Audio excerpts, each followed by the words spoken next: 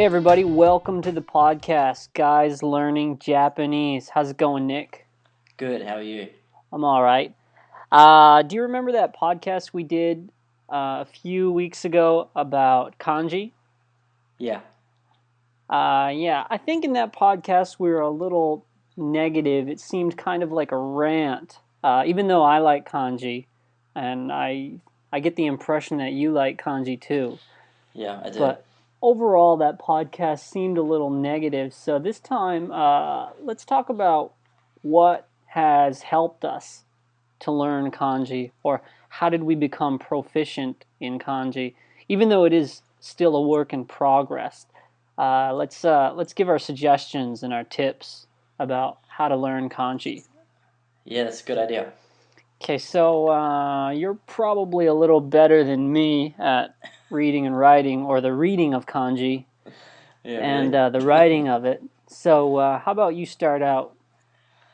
Okay, yeah, sure. Well, as for kanji, I was struggling with kanji for many years, and it was always something that I put off and put into the back of my mind until until just before I came to Japan. I started doing a lot of online research, and over again I was introduced to the book reviewing the kanji, or rather remembering the kanji by Heisig, and so yeah, I got my hands on that book, and then I was loving that book. I was absolutely loving that book, and just how it broke it down really simply.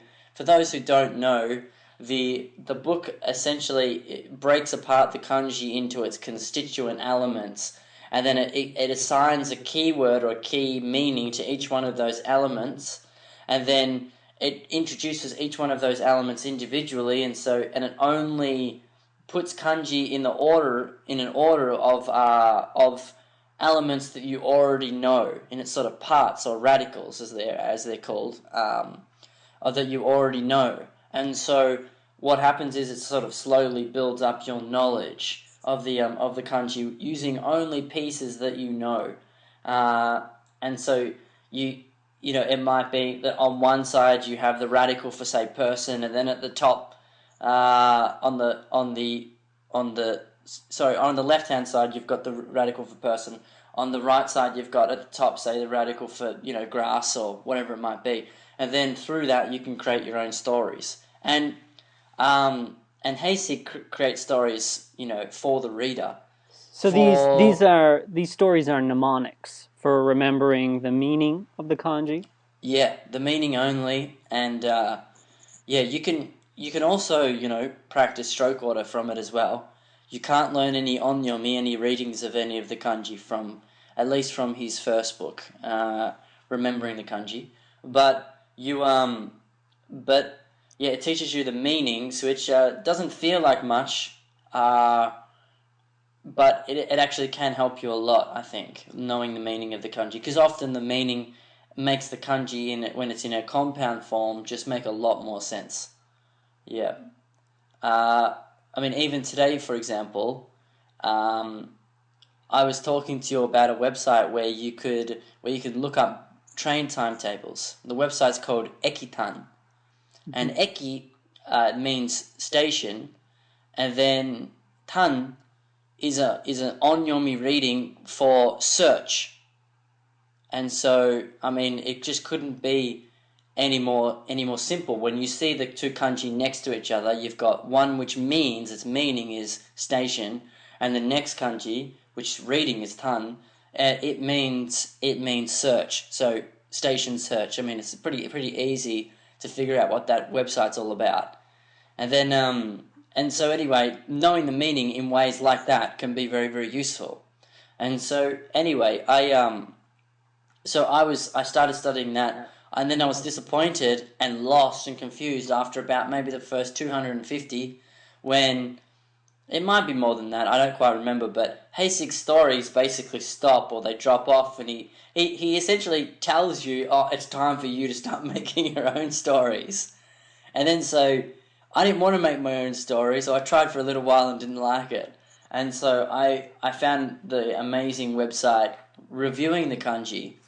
Yeah, and then I think it also has another name. It's something about what is it? Kanji kohi Kohi. or something? Yeah, Yeah, yeah. Kanji Kohi. And then, so I went onto that website and started using its amazing services, which it offers free, unbelievably. And I've subsequently learned about another website which does a similar thing called Kanji Damage. Have you ever heard of that? No.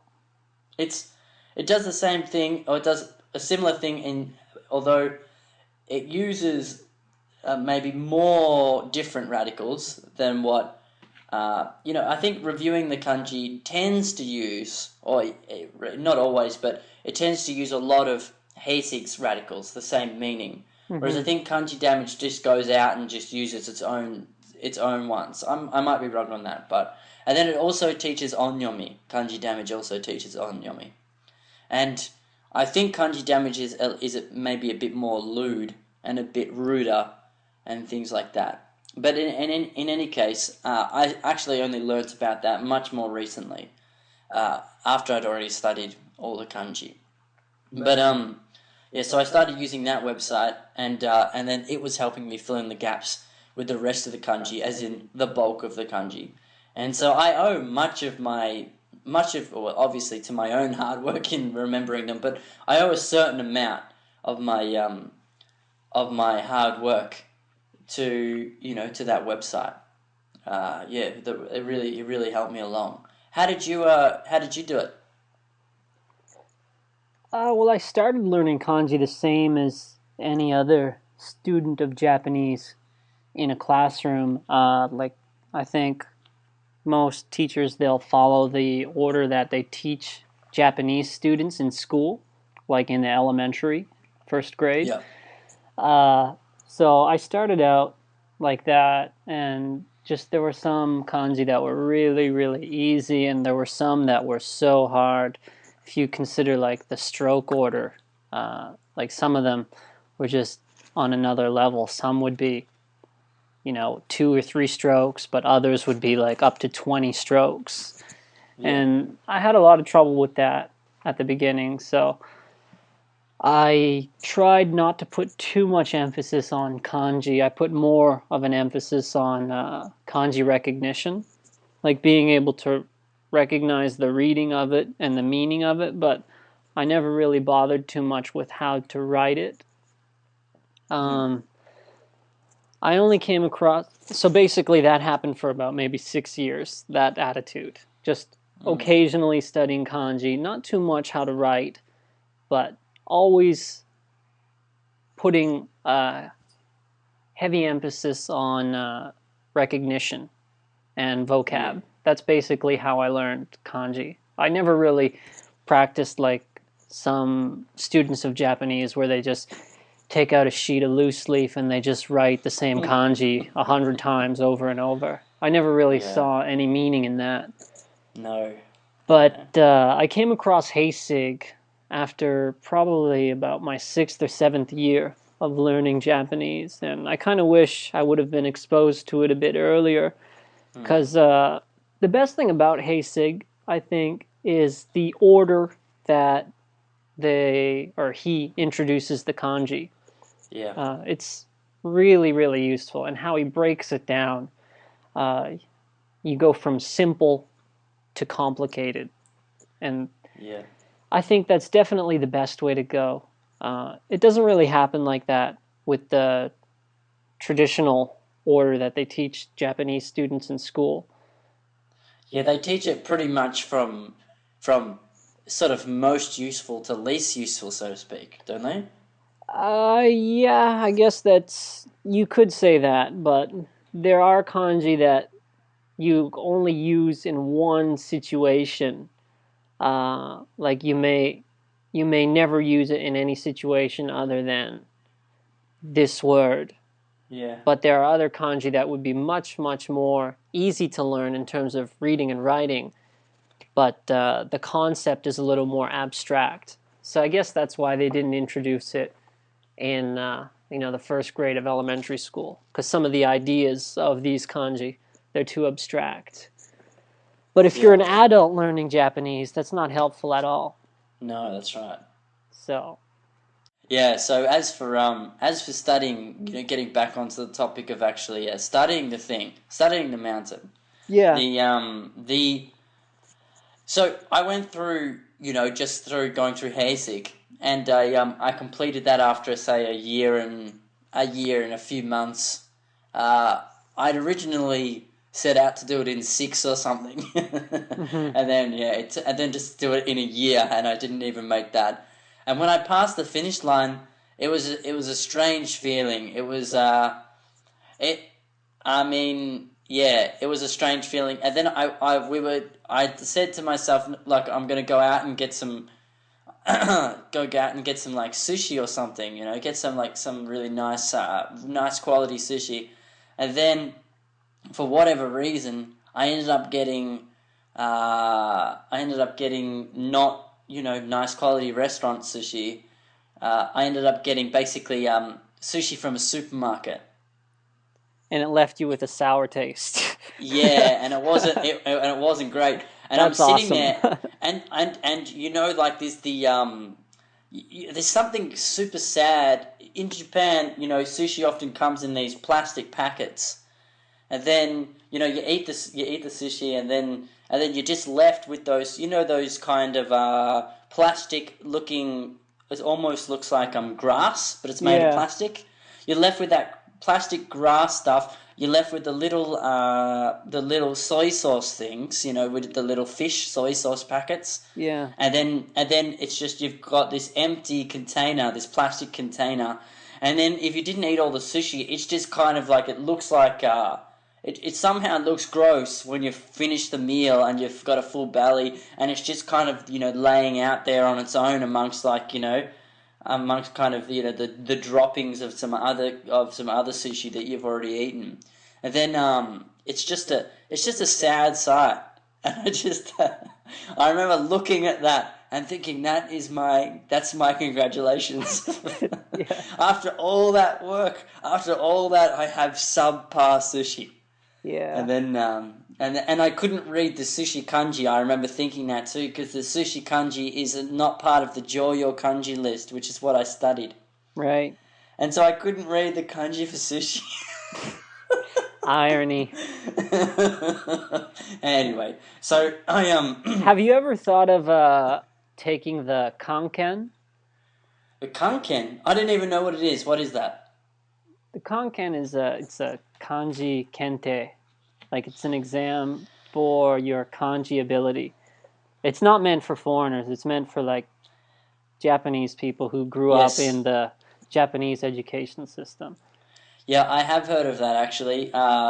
Yeah, you just jogged my memory. I No, can't I remember haven't. what level it starts at. I think it's like Yeah, 10th 10th Q or like ninth Q, and it goes up to the first Q. yeah, And I think like very, very few Japanese people have the first Q. Like even the people who do study for it, I think it's a very elite demographic. Like you're in the top yeah, yeah. percentile. Even the second Q, like Nikyu, is pretty elite. I think is that when you get into IQ, as in the first grade, what's the emphasis there? Is it on things like Buddhist terminology and things like that? Is that the sort of territory you're heading into? Yeah, basically you're venturing into the kanji that people don't use anymore. Or it's like Yeah, yeah. what is the historical kanji of this modern kanji? Oh, okay. Yeah, Yeah, so it's not really practical for everyday life, but yeah, it may be something for you if you're really into kanji. yeah, yeah. They also Well, I yeah. actually I have the Konkan game on DS. I could lend it to you if you're interested. I'm not. I love kanji. Don't get me wrong, but I don't care to be elite at it. To tell you the truth, I just want to be functional. You Yeah, know. yeah, I hear you. Um. Yeah, yeah. I think being elite at it is just that's like a whole nother thing. You have to be just really into kanji. Yeah, I'm not done with kanji, but the sooner the better, really. I can be kind of rid of it, or I can be rid of a lot, most of my study, because I still study kanji. How I do you still do have it now? Well, I don't study, reviewing the kanji or remembering the kanji anymore. I study just onyomi now. I'm about maybe 3/4 of the way through inputting all of the kanji and all of their associated onyomi and creating a mnemonic for each. Into I'm making an Anki deck. I'm in the process of making one at the moment, and it's taken a while. It's taken probably maybe 8 months so far, and but I remember them a lot better than what I did when I was first studying the meaning, because I know the kanji now. I can kind of recognize it. Also, I just know more Japanese, so I know the way it's used, and I know in most cases I know the meaning of the kanji too. And so I can go through that way, and maybe I also have less information to remember. So I just have to remember, say, like one sound, like it might just be, it might just be or it might just be kyo, or it might just be hyo, something like that. And so anyway, I'm going through and creating stories for each one of those. That's fun. It's fun to do. There's I've heard of different. The way that I came up with that. Was just through searching the net, and I stumbled upon a bunch of different ideas of how to study kanji. One of them was this called the movie method. I think it's anyone who's studying Japanese and they want to learn a good way to study onyomi. I highly recommend they search kanji movie method, and there's a bunch of good blogs which basically introduce this idea that I might be wrong on the particulars, but you basically assign, a lot of kanji have the same onyomi. So sometimes, if it's a particularly common onyomi, like kyo, for instance, there will be upwards of maybe like 30 kanji, which all have the onyomi kyo, and so you take that one, and then you might assign a movie to that. And sometimes the movie can relate to that reading in some way. So maybe the movie has a cure sounding title, something in the title which sounds like cure, and then maybe it's a movie about Kyoto, for instance. It could be like in, say, Lost in Translation. Just thinking off the top of my head, Scarlett Johansson's character travels to Kyoto during that movie, so you might base all the cure kanji off Lost in Translation through that association. And then you take all of the kanji which have the onyomi kyo. So, for instance, the kanji for education or teaching has the kanji has the onyomi kyo. And so, what you do, for instance, is you'd associate Lost in Translation with the idea of teaching. And so, what you would then do is you would take, say, okay, Lost in Translation. There's a scene where Scarlett Johansson is being taught ikebana inside the hotel from a lady, and so there you go. You've created the association between the idea of teaching and the movie Lost in Translation. And so probably it's probably unlikely that even just by me telling that story just then, it's going to be unlikely that you're going to forget the reading or the cure has some association with teaching now. And so it works in that way, because you create a visual association, which is far more vivid than, I think, just trying to memorize lines on a page. Like if you're just writing out the kanji over and over and over and over again. And then, so that's the movie method, and then that's also joined to this idea of the palace, or it's called something to do with that, with a palace. Anyway, what that is that you assign a location, and you vividly in your mind, spatially and whatnot, you sort of really figure out this location. So if you take, for instance, your apartment, for instance, or your house, or wherever you happen to live, and then you vividly imagine it in your mind, and then you associate different kanji as though you're almost literally sticking kanji on particular areas in your mind. So, for instance, in the kitchen, you open up the drawer, and inside the drawer is this kanji. and then you imagine that in your mind's eye. I've never actually tried it, and so my description might be wrong of the way that it works. I've never tried it, but it's believed that's how people often study things like how to memorize a deck of cards, like the exact in their exact order. So basically, someone will shuffle a deck of cards, and then they'll basically give the deck of cards to someone, and then the person has to look over the deck of cards, look at each card, and then they've got maybe, like a minute, and then they basically have to, say all of the deck of, they have to say it in the correct order back to the person. And they develop and they train a part of their brain where they can basically like spatially allocate the order of the cards around, like, say, in a room that they've essentially invented in their head. And I think if you can, just imagining a house is kind of boring. I always thought that if you can do it with imagery that's very, very strange, then it's going to stick even more. Of course, that's not going to work in like your speed reading of cards, but when you're studying kanji, if you can imagine, for example, that inside the room there is a monster that's yelling at you and throwing cakes in your face, then basically that'd be an image that will stick more readily, and so you can associate more kanji with that monster. And so that's essentially what the movie method is. The movie method is essentially making something which is memorable to you. It's no good using a movie you've never seen, but a movie which is memorable to you because it's in your mind, and it's easy to associate. Yeah, easy to associate better in that way.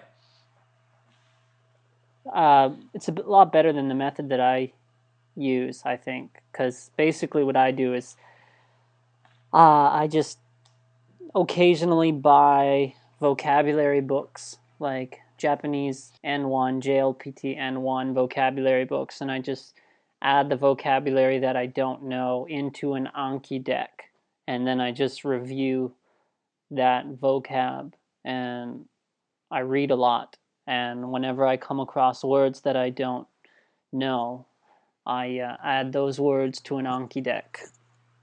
Yeah. That's all I do now. I just add vocab to Anki, usually just the meaning, whether in Japanese or in English, sometimes with an example sentence, and then I just review that. How about time of day or place? Is there a good place for you to study? For me personally, I like to study early in the morning. The earlier, the better. So, like ideally, just after I wake up, before I even have breakfast, I like to do a bit of Anki. And if I do about 30 minutes of that, usually my mind is really sharp and I feel really good. And it tends to stick with me a lot better than in comparison to if I did 30 minutes of Anki at the end of the day, like just before bed or after a long day of work, because that's just a waste of time for me. I think that, but probably most businesses in Australia open at 9 o'clock in the morning, and so growing up, I remember when I'd wake up early, the idea of just thinking that who wakes up before 9 o'clock? Like when I was young, I was just when I was a teenager, I'd just wake up at 10, 11, 12, whatever, and then I always just think, who can wake up so that they can be at work by 9 o'clock? And I just think that's just incredible that people used to be able to do that every day. I mean, I just would have been a bad employee. And then, and so, yeah, to me, I still have a bit of a guilty pleasure because I wake up really early now. I wake up at about 6 o'clock. And so when I wake up and then I start studying, normally I have breakfast straight away, but I'll have breakfast, and after that I'll start studying from, say, it might be 7. So the hours from 7 till 9 o'clock, I can normally get a lot of the work done that I wanted to get done, and it really feels great. It feels like, and now the day's only just begun. I mean, people are only just arriving at work now, and I've still got this whole day left, and it just feels really great. I only draw that imagery of people starting work because that's honestly the way I think about it. I just think that you know, I've getting all this work done, and it's only 8:30. People haven't even arrived at work yet. I mean, how great is that? How awesome! And so, to answer your question, I really like working in the morning because it gives me a kick. It gives me a nice feeling that I'm getting good solid work done, and I just happen to be able to concentrate more normally. Same. Yeah. I can't work, towards the end of the day. It just doesn't happen. Hmm. Yeah. For other methods for kanji, my exact thing that I did. So I don't want to go on about it too much, but I only told really half the story of talking about the movie method and the palace idea. Essentially, all I did when I was creating my deck was as opposed to just limiting it to movies, I just limited it to whatever came into my mind. So sometimes it would be an invented character, which I'd loosely base off some concept. And then sometimes it would be a character from a movie. Sometimes it would be just a word. Sometimes it would be like a concept of nature, or something like that. And so I'd sometimes it's a movie, sometimes it would be a whatever. And so I just not base it off all different things. And so I've found that on the worst days, the process I'm going through to learn onyomi is a drag, just like everything else. But more frequently, it's actually pretty fun because if I don't remember the kanji, I can go down to the description, and it's normally lewd. It's normally ridiculous. It's normally really rude or in some way insensitive towards people, someone. And so I just I get a kick from it. It makes me laugh normally. Laughing at the Uh, misfortune of others. yeah, well, just laughing at just how the way that I'm remembering this kanji. I mean, Japanese people would be shocked to know the horrible things that I am doing to their language to learn it. Mm, nice. Yeah. Any advice for people who are frustrated with learning kanji? People who just hit a roadblock or something? People who just want to quit learning Yeah. the language because they're sick of trying to learn kanji? So I think that advice would just be really seriously consider. It doesn't matter if you take a couple of days off, try not to beat yourself up about it, but to really seriously consider trying to think about it in a different way. Try and think about how you can learn the kanji in a different way, and if possible, to tap into something in your like in your sort of more visual, brain area. Mm-hmm. Sort of try and create a story which has a vivid imagery. Or hell, just if you're going to be practicing writing kanji and you can't be bothered doing it anymore, buy a buy a box of crayons and do it in crayons and do it in different colors, or buy a big scrapbook and then color the kanji that you like in green and color the kanji you don't like in blue, and then draw a picture for each one. Anything that will basically take you out of the normally it's not necessarily the hardness, because kanji is hard, but it's only hard because it's monotonous. So something that can basically take you out of the monotony of it all. I think that would mix it up. I think I'm not advocating crayons necessarily. I'm just advocating that you just try and devise new ways to approach it. That's a good point. My point would be if you really don't want to learn how to write the kanji, focus a lot on vocabulary, and hopefully you can make up for it like that. But you're going to have to learn the kanji either way. It's just what I'm saying here by learning more vocab. It's just a workaround. It's going to improve your Japanese, and you're going to be a little more comfortable when you're reading materials, but you're going to have to pick it up at some point. It's just when you do it. I think the earlier you do it, the more fluency you gain at an early level, the easier it's going to be for you to learn Japanese. So you might as Yeah. well invest the time at the beginning. And we're not talking as people from ultimate authority on it. I mean, we're still studying this Yeah, stuff, right? yeah. Yeah. I mean, there's still plenty of signs on trains I don't understand, especially when it comes to place names and people's names. I got no clue, and so it just keeps on going. But so far, the advice that I can give you is pretty much everything that I've said this podcast. Yeah, and if you haven't mastered kanji in 10 years, don't worry. Neither have Japanese people.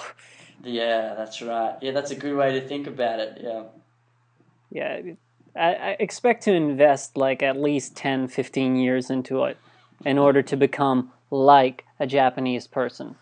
Yeah, who often forgets Yeah, kanji and can't write them and mixes them up with other kanji and is confused and annoyed about the whole thing. yes. Just think about like all these kids who go through at least 12 years of schooling being forced to write kanji all day, every day, being forced to just being surrounded by kanji all this time and still forgetting. And you only Yeah, invest an hour a week and you really expect to learn after just a year? Come on now. yeah, yeah. It just takes time. So don't get It does. discouraged about it. Just hopefully you can find a way to enjoy learning kanji. Yeah, and it's a good way to kind of think about it that way and just imagine any service out there which is trying to tell you learn Japanese in 6 months. Don't trust it because it's Yeah. not going to happen. Yeah, you should just call them or like leave a review for their product and just say this is the worst thing ever. Yeah, Because yeah, it's yeah. not Right, true. yeah. Exactly, Yeah. You got anything else to say? I don't. I'm spent. Yeah. Put a fork in me. Okay, thanks for listening to the Guys Learning Japanese podcast. Send your questions to gljpodcasts@gmail.com. We'll answer your questions on the show.